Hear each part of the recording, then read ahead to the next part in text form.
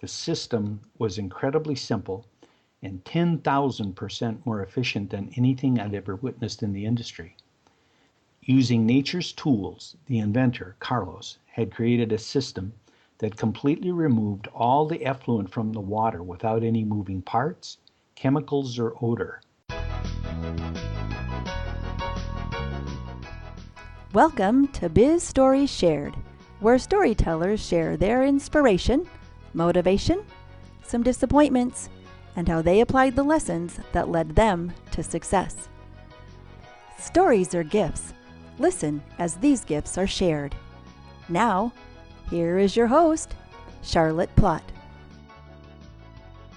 Hello, storytellers. This is Charlotte Plott, and I am thrilled to bring you our guest today, Jim Mayhew. Jim, are you ready to be a storyteller? You bet. I'm here. Good.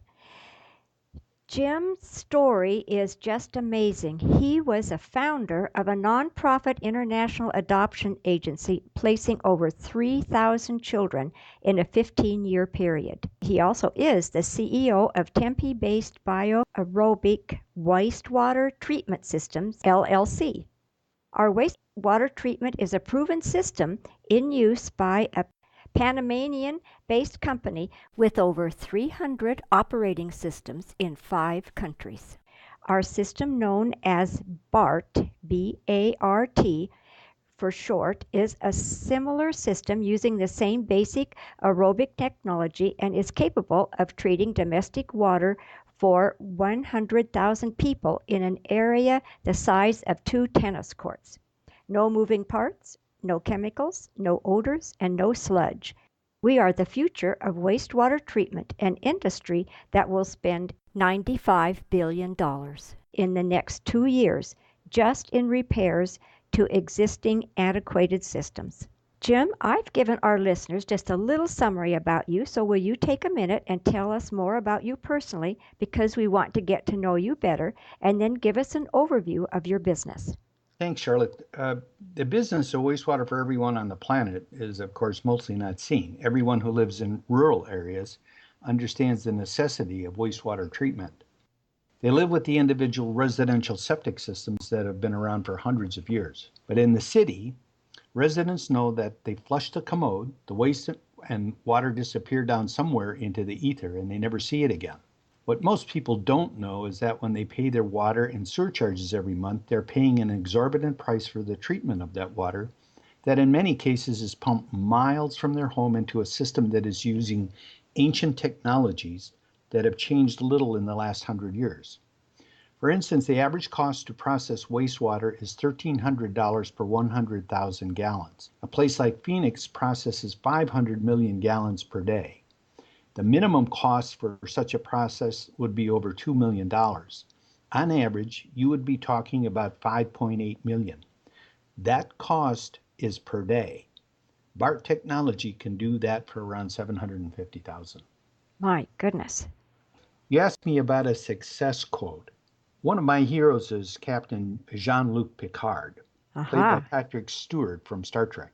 One of his quotes was, "Everything is impossible until it's not." Oh, I like that. My life has followed this quote long before it was popular on Star Trek. I believe that most exceptional things in our lives are still to be discovered.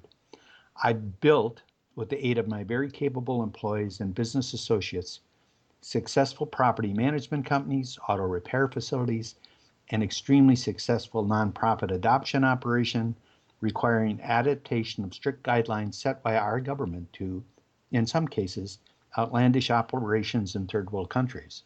How would you want the storyteller listeners to apply that mantra to their journey?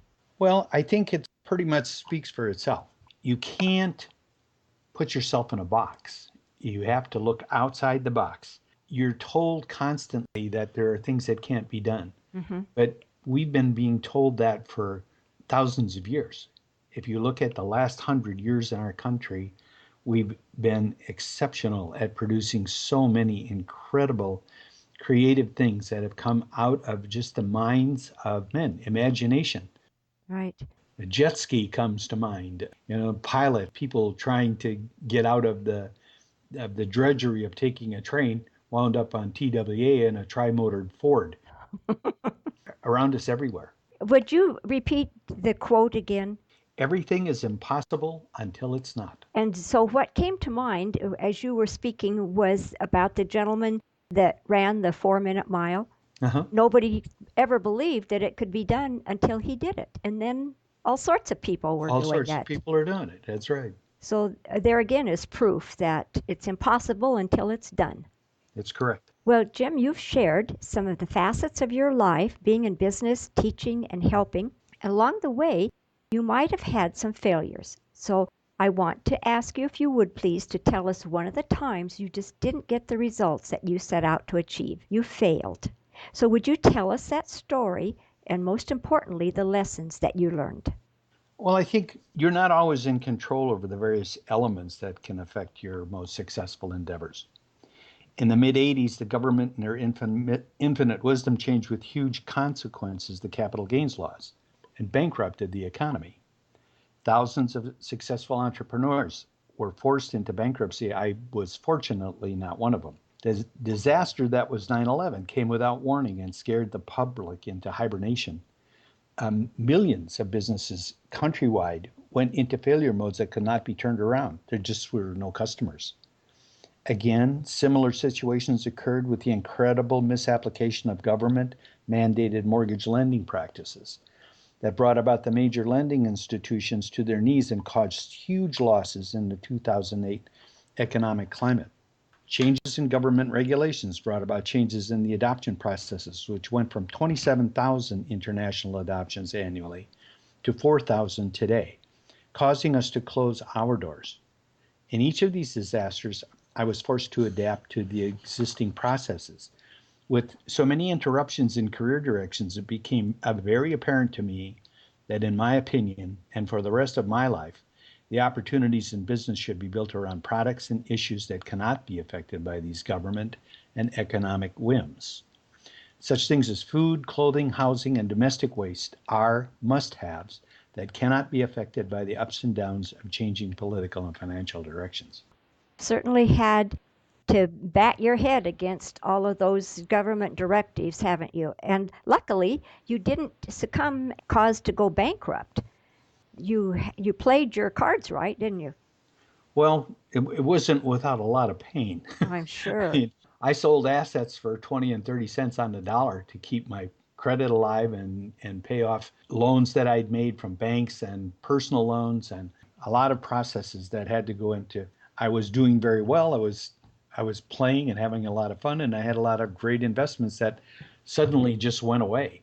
Oh, You had no choice but to bail out. It was costly. I can imagine that it was costly.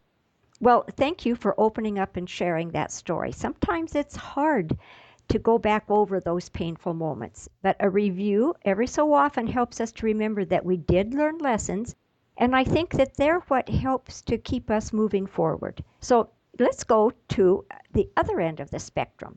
Let's talk about a time in your journey when you had an aha moment, when you became aware of the new path that you wanted to travel. Take us to that moment when you had that light bulb go off and take us through the steps that you took to turn that idea into success. I would have to say that my aha moment came on a trip to Russia. I had been invited to spend 2 weeks on a river cruise ship with 250 would be entrepreneurial Russians. This was in 1992. Wow. The trip was sponsored by the University of Moscow and organized through a financial consulting firm here in the US. There were 25 Americans and about a dozen translators. The trip was the most phenomenal I'd ever been on in my life. I met so many wonderful people, many of whom are still friends of mine. In addition, I met a brilliant young lady, a chemical engineer from Krasnoyarsk in Siberia, who in less than a year became Mrs. Mayhew. Oh, My new wife Marina and I met an American nurse midwife who was doing natural births in the existing maternity wards in Nizhny Novgorod. These hospitals were nightmares. I can imagine. First off, the expectant mothers were not allowed visitors. The husbands can be seen out on the lawns in 30 below zero weather trying to shout up to their wives on the top floor. Oh, Can you imagine a maternity ward that is 3 stories high, no elevators, and all the bathrooms are on the first floor? oh no. For every woman who's ever been pregnant, this is a horror story. Oh, Our newfound friend Joyce was an immediate success story. Her first day in the hospital, they allowed her to naturally birth four mothers and their babies. The next morning, there were 25 plus women in the waiting room. The news had traveled fast. Watching one of Joyce's videotapes of Russian conventional birthing, it was no wonder. Doctors who shout obscenities to women in pain, accusing them of being whores, telling them that if they hadn't had sex, I'm toning down the language here, you can use your own imagination, they wouldn't be lying here screaming and worse. oh dear. Oh, Joyce brought my attention to the fact that the new Russia, there were being laws passed that gave prospective international parents the right to adopt orphans. I immediately visited some of the orphanages in the area and found the same kind of incredible operations as a maternity hospital. The orphanages were right out of a Stephen King novel.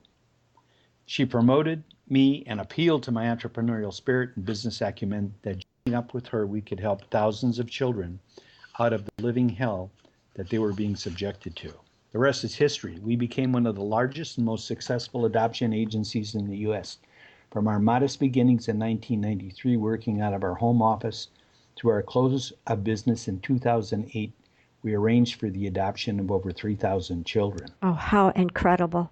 We eventually worked in 14 countries. We had over 250 employees and associates worldwide Wow. and 5 offices in the United States. Oh my goodness. Wow. What an accomplishment, though.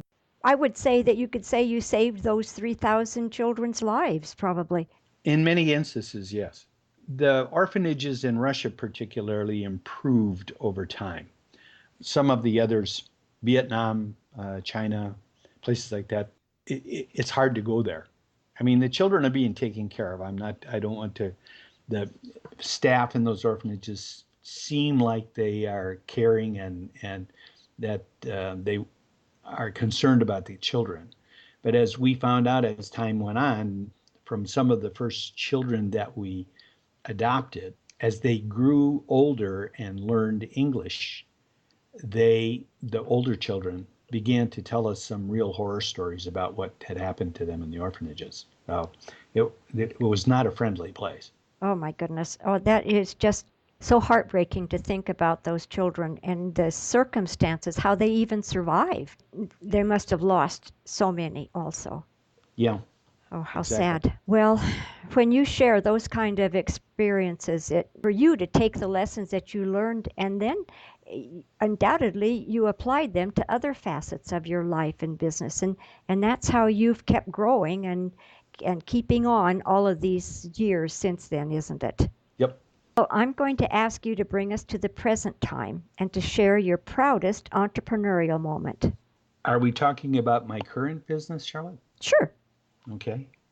Um, what we're doing today is as important, I think, if not more so than the placement of the many children through our adoption agency. It is really another aha moment. While doing work for the agency in Panama, I met an incredible individual who developed a system for the treatment of wastewater.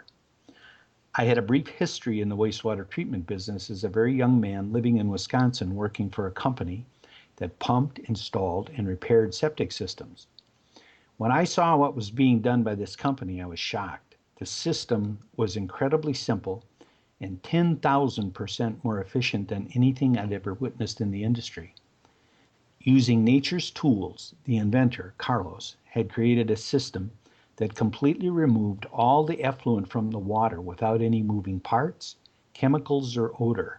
My gosh. All of this was done in an area unbelievably small and all underground where none of the offensive materials are exposed to the environment.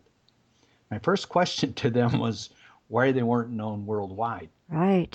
I wound up working with Carlos for 2 years. Cost me a small fortune, but I discovered why he was not well known. His method of operation and his inventor personality stopped him from overall success. After many failed attempts to get a system built in Panama, Colombia, and the US as a result of these poor business practices, I was forced to leave the company we had formed. His success story today is that they have 300 systems in operation. This after 30 years of business with Wow. dismal results. You should have 30,000. So in 2013, I met an incredibly brilliant man named Zoltan Kameni. Zoltan today has over 200 patents. We began discussing the wastewater treatment system that I had become so familiar with. Zoltan researched the system and found ways to improve on the technology and to make it more affordable and available to a variety of consumers. We made a decision to form a company and get the necessary funding for a prototype. I had never had the experience to fund a startup like this before. I have worked diligently since then to get our company off and running. But to date, I'm still hampered by the fact that it appears so very difficult to get a significant investor interested in our prospects. This is a market that will spend, and I'll correct you here, this is a market that will spend $95 billion Oh, just on repairs in the next 2 years. It is estimated that the cost to rebuild the antiquated systems in the US alone is $3.1 trillion. This is an unbelievable opportunity for a company like ours to step into this technological void with a proven and awesomely efficient system with literally no competition. We, I believe, are the wave of the future. We are like the new technology in electric cars that all of us will be driving in less than 20 years. We're on the edge of greatness in these areas. Think of all of the most contaminated waterways on the planet that could be helped with a system like ours.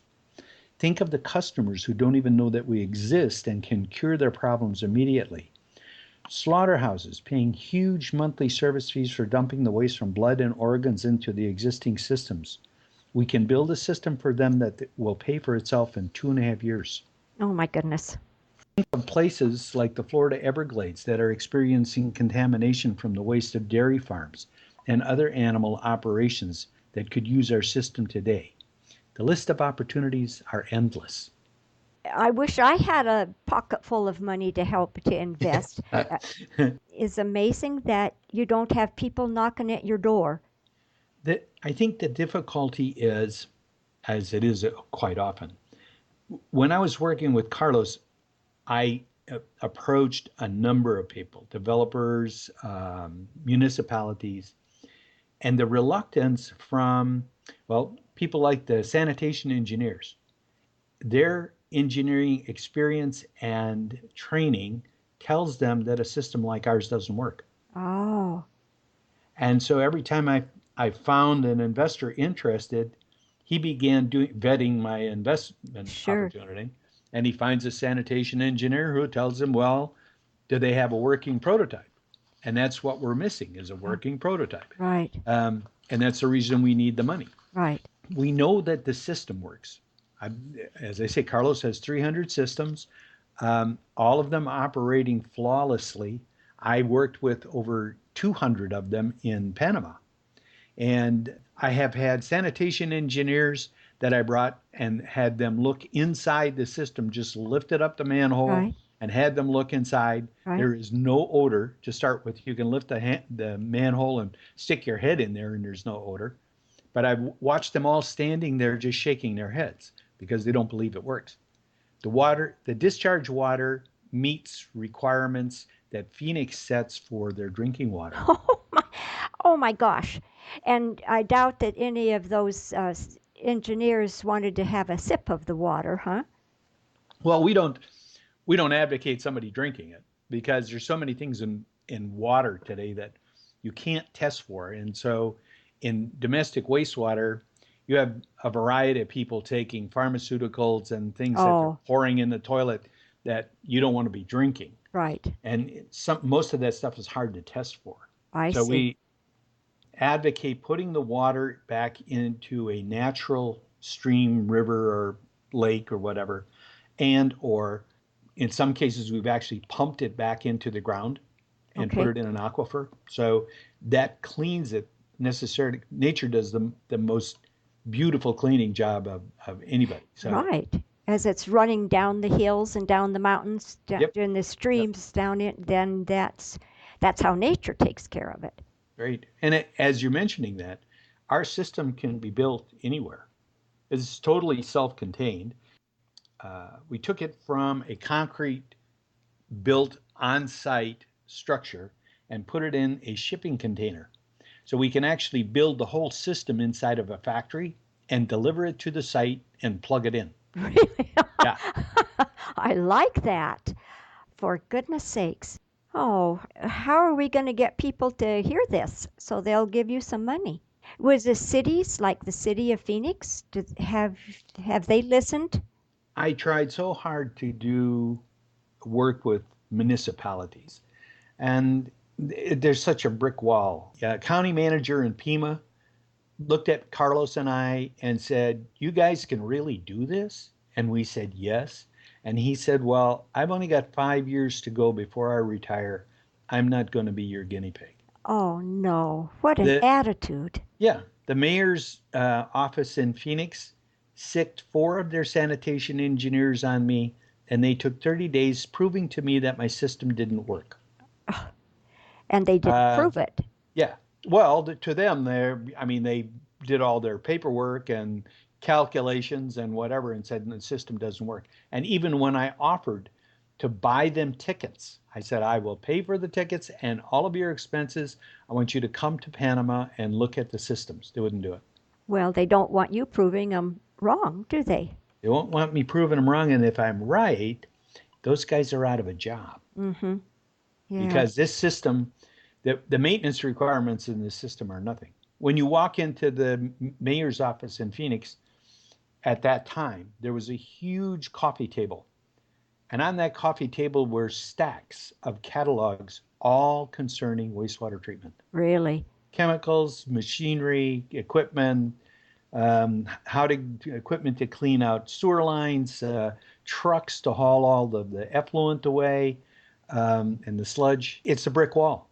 So what we're looking for is to start off with some low-hanging fruit. Sure. As like I said, places like a slaughterhouse, I can sell them a system that pays for itself, and they'll love having it. I mean, Right. it puts another $200,000 a year in their pocket. Huh. Well, we've got a lot of work to do, don't we? Mm-hmm. Well, and when people hear stories like yours and how you are trying to enlighten the communities and the government about systems that work, it shows that you are a dedicated person and you want to help other people thrive also. So I wish you good luck with that, and maybe we can put you on what's that TV show? Sharks. Yeah. Believe me, I've thought about it. But there again, these I've watched the program a number of times, and these guys are looking for proof. I mean, Sure. um, it's again for us. If I get one prototype built and operating, I will guarantee you we won't be able to handle the orders after that. Sure. Well, you're going to get there. I know you will. Anybody that can go into those countries across the ocean and help save all those babies can do anything. So just keep thinking positive. I will do that. Okay. On a different note, would you tell us one thing that is really exciting you in your business right now? I guess the procedure of processing wastewater is our procedure is the future of the business. I Sure. mean, that's the exciting part. We all know that the planet is suffering, not from a lack of water, but there's lots of water. The problem is we're contaminating it at unmeasurable rates. Everywhere we look, there are critical areas that we are finding that water that looks and tests on the surface is potable, after more careful testing is found to have pharmaceutical chemicals and other contaminants that makes the water totally unsafe. In 72, we declared a war on cancer. Today, the averages are that 1 in 2 males and 1 in 3 females will be fighting this dreadful disease. Yes. Along with the various issues of stress, chemicals in our food, and others, the main culprit is the quality of our drinking water. We absorb huge amounts of chlorine and other chemicals in the water that we drink and bathe in. It is an environmental nightmare. And we look to the government to protect us from these problems. But I've found in working with the various municipalities in the U.S., they are exactly those people who are stopping the expansion of technologies such as BART to cure the problem. Bureaucrats who are intent on making sure they don't rock the boat before they earn their retirement. I know that with the building of just a few of our redesigned and relatively inexpensive systems, we're going to experience a rush for the technology. That's exciting. We're going after the low hanging fruit that will make a huge difference in our drinking water quality. And once we have one or more of these systems in place and can demonstrate here in the US the absolutely positive results of this technology, we won't be able to hold off the customers. I'm too old to see it happen worldwide, but it'll happen. Well, maybe you're not. It might happen Well, sooner than you think. we'll see. We'll see. I just want to get it. If I can get the ball rolling and Right. get into the action, I know how incredible the system is. And there's so many right now. For instance, a couple years ago, I met with a group here in Phoenix with the previous mayor. They had started a group to look at new technologies, and I showed them this system. They went crazy about it. Really?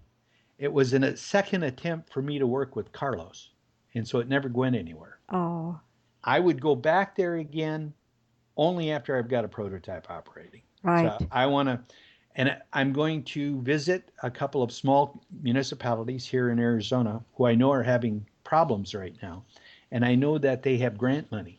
So there Oh, may be a possibility for us to build a system for them and use that grant money to advance the new technology. oh, But we'll let's see. hope so. Yeah. Let's hope so. Well, Jim, what is the best business advice that you have ever received? Um, it actually comes from a real world hero, Winston Churchill. Aha. At an Oxford commencement, he got up to speak with this short narrative: never give in, never give in, never give in. And I do believe that you've taken that advice to heart, haven't you? Right, right. Good for you. Well, Jim, now I'm going to ask you to share some specific ways that show how you have achieved becoming such a successful entrepreneur. Sound like a plan? Besides never giving in. Well, I guess it's don't settle for an answer that puts you in the box. Mm, Follow your dream. The things are only impossible until they're not. only impossible until they're not. You Yep. never give in, never give in, never give in. And what did the captain say? That everything is impossible Things until are things are only impossible until they're not. they're not. Okay. Well, you've got three good motivationals right there that I'm sure you're going to just keep going Oh, for it. sure. You got to remember that failure is not an option, even though the failures are numerous. I don't know anybody that's ever tried anything that didn't fail. You know, what Edison was 10,000 Yes. experiments before he came up with the light bulb. The guy who designed the jet ski, he didn't make a flawless jet ski first time around. I No. mean, he had to keep working at it until he had something that was marketable. Right. What is the vision of the future of your business? As we've discussed, I think I've made the case this is an unlimited future. Um, this is a business where the customers keep on giving. Uh, how could how could anybody argue with the fact that what we previously discussed? That I mean, it's just not rocket science. You can look anywhere on the internet, and you'll see everywhere on the planet where the need for innovation in this most basic of human needs is evident. Hmm. Sydney, Australia, for instance, has a poop alert in the daily paper to warn people where not to swim. Oh, The effluent is being pumped into the ocean miles from shore, but if the tide and the winds are right, the nasty floating sludge comes right back into shore. oh my goodness. Victoria, Vancouver Island has a similar problem. The city of Milwaukee is fighting the overflow of their system, which is right on Lake Michigan. And when the rains come, there's a danger of the system flooding over into the lake with disastrous results for places like Chicago. Hmm. I could go on and on. The future, with the growth of the population continuing to expand and the need for more efficient wastewater treatment systems, makes our company an outstanding investment opportunity. It sounds like it to me. Well, Jim, can you share one of your personal habits that you strongly believe contributes to your success? You never give in, I, never give you up. can't. You can't. I mean, I was just, I share a little story with you. I, I own a piece of property up on the Colorado River. Okay. We bought it in 1987. And 6 months after we bought it, and we had planned to develop it, it's about 24 acres. and it has 800 feet of frontage on the river. Oh, wow. We were challenged by the Bureau of Indian Affairs through the United States District Court. The case was in trial for 23 years. Oh, my goodness. And after the trial, the county, who had given us permission to not pay the property tax while we were in litigation, came back to us and not only wanted 15 years worth of taxes, they charged us all the penalties and interest for the taxes that we hadn't paid during that period of time. Oh, how horrible. So that's been another 4 years worth of fighting with the county. We're almost there. And during that period of time, I got a law passed in Arizona, signed by the governor, to relieve us of the taxes. And still, the county supervisors up there came back after us and got an opinion from the AG's office that the law was unconstitutional. Oh, my goodness. So it's been a 27-year fight, Oh, and I'm still at it. you're I'm still at not it. going to give up. Good. And I think it looks like this month, we're finally going to get it done. Oh, I Come to an certainly end. hope so. That's just way too long. It's way too long. And I've been on working with Zoltan and some of my associates for a year and a half on BART.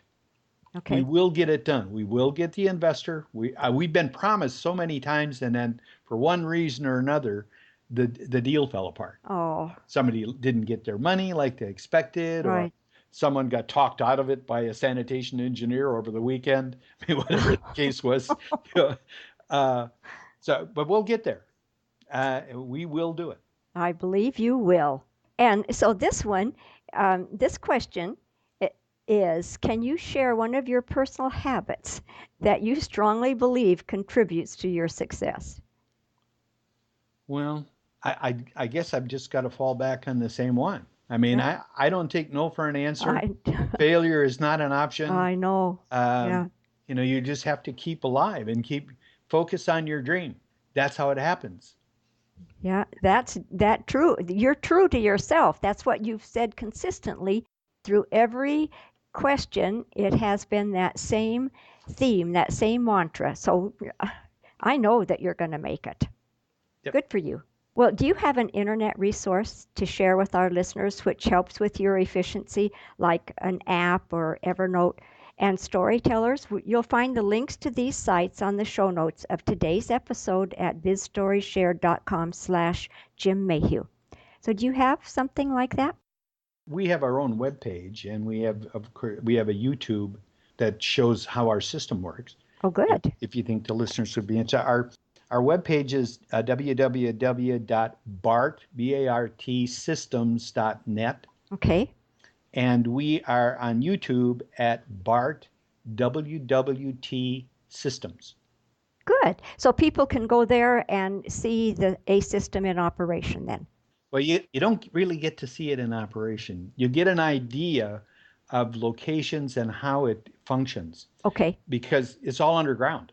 Okay. So Well, yes. the only thing you can see is an air pump or an air compressor operating. That's the only piece of equipment really that's involved. Okay.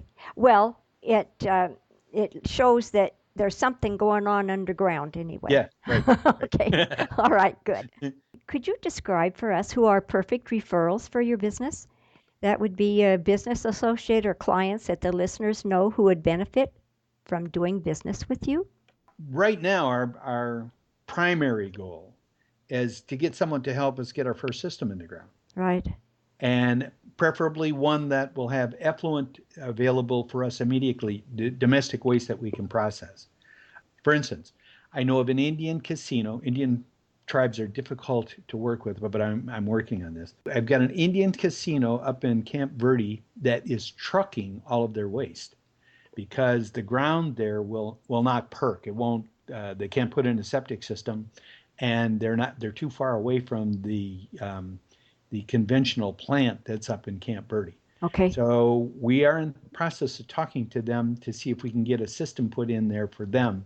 Again, it's a situation where what I'm trying to do is get a contract that says that if we put in a system for it and it works, they'll pay us. Oh, good. that will give my investor a sense of ease, knowing that once the system is in and operating, the money will come back Sure. to cover his investment. Where I come from in Idaho, and I know that I've seen a number of casinos around here, and they must have money to invest. Oh yeah, So I think you're on the right path there. we're I'm working with the Seminoles in Florida. I've got some contacts with them there. We're trying a variety of different things Good. to come up with our first system. Sure. So You have a lot of ingenuity and fortitude and stick-to-itiveness, and you never give up. that's it. That's it. Well, would you recommend just one book to our listeners? Oh, sure. My favorite is Yeah. the book and the movie, The Secret. Okay. Oh, good choices. Yes. Well, I have truly enjoyed listening to your journey and the stories that you've shared. So, would you please share one more time how we can get in touch with you and any other resources that you want us to have, and then we'll say goodbye. Contact the webpage is bartsystems.net, and at YouTube is Bart WWT Systems. Both of those have cell numbers that you can reach Okay. me at. Good. Take care of it. Okay. I'm always available 24/7. So, especially if I, somebody's coming up with money, I'll be real available. I bet you are. Well, Jim, thank you for being so generous with your time, expertise, experiences, and the stories that you've shared. So, listeners, you can find links to this resource and everything that we've been chatting about in today's episode by going to bizstorieshared.com/Jim Mayhew. Thank you so much, Jim. Goodbye for now. Bye. Give the storyteller some love. Go to bizstorieshared.com, click on the iTunes button, and give a 5-star review. Thanks.